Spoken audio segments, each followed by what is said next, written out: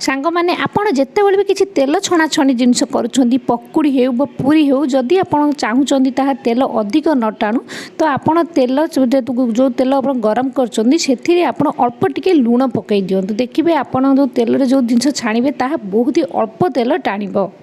Normal biscuit हो cream biscuit हो जदि अधिक दिन पर्यंत कुरकुरा रखा चाहूँगी तो सही डब्बार आप गोटे चामच चीनी पकाई रखु देखिए आपण बिस्किट मोटे भी खराब हेबनी आ बहुत दिन पर्यंत यह कुरकुरा रहिबो। अंडा को रोषे करने पूर्वर जदि आप जानवा चाहूँगी ठीक अच्छी ना ता खराब हो जाए से आपड़ कि पानी नियंतु गोटे ग्लास पानी नियंतु आ अंडा को पकातु देखिए अंडा जदि आपंकर तले पूरा बुड़ीज जानवे आपण अंडा पूरा फ्रेश अच्छी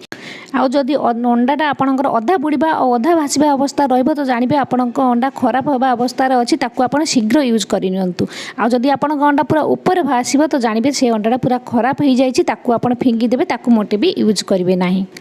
सांग मैंने आपड़ जदि सुजी घरे रखुचन तो सुजी बहुत शीघ्र पोक लग जाए तो सुजी पोक लगे आप सुजी को फ्रिज रखी दिंतु नाई तो आप गोटे कम करेंगे सुजी को आप गैस ऑन कर कढ़ार या 2-3 मिनिट भलसे गरम करनी आउ ठंडा कर डब्बार ए टाइट डब्बार टाइट कर रखु देखिए आपण बहुत दिन पर्यंत भी आपण सुजी मोटे मोटे भी पोक लगे ना। तो सांग मैंने आपड़ जिते बिरी चाउल बाटुंट पिठापी जेकोसी पिठापी आप बाटुंट तो बिरी चाउल जिते आप भिजाऊँच तो से गोटे चामच मेथी दाना कर भिजई नियंतु एवं जो बाटिबे तो मेथी दाना सहित भी से बिरी चाउल को बाटी नेबे तो देखिए आपण बिरी जो चाउल आप बाटिबे पिठाटा बहुत ही सॉफ्ट है बहुत ही भल फुलिब आपण पिठा बहुत ही नरम है। तो सांग मैंने आप निहाती थोड़े ट्राए कर देखु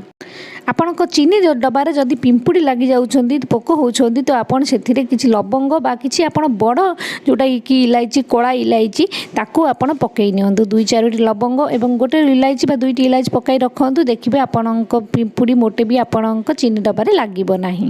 तो सांग मैंने आपड़ बहुत आलू बा जहाँ कखारू भी कही था जदि फ्रिज में बहुत दिन पर्यंत रखा चाहूँ तो बहुत ही जल्दी यहाँ पची जाए आप गोटे कम करेंगे तार चोपाटा को भल से जो भर मंजी अंशटा को छड़े ने फ्रिज में यहीपरी खाली रखिए कौन जरी कि कौन जिनस डब्बा कौन पूरे रखिए खाली रखिए तो देखिए आपण बहुत 15-20 दिन पर्यंत सेपरी ही थी मोटे भी पचबनी सुखीज कि धीरे धीरे रही किसी दिन पर देखिए आप सुखी सुखीज कि मोटे भी पचबनी आप ट्राए कर देखु।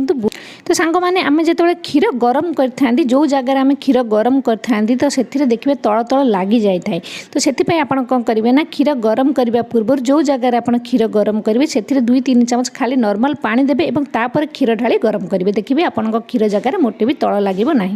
जदि आप नड़िया को फ्रिज में बहुत दिन पर्यटन रखा चाहूँगी तो आप नड़िया को यहीपरी रखिए कौन डब्बा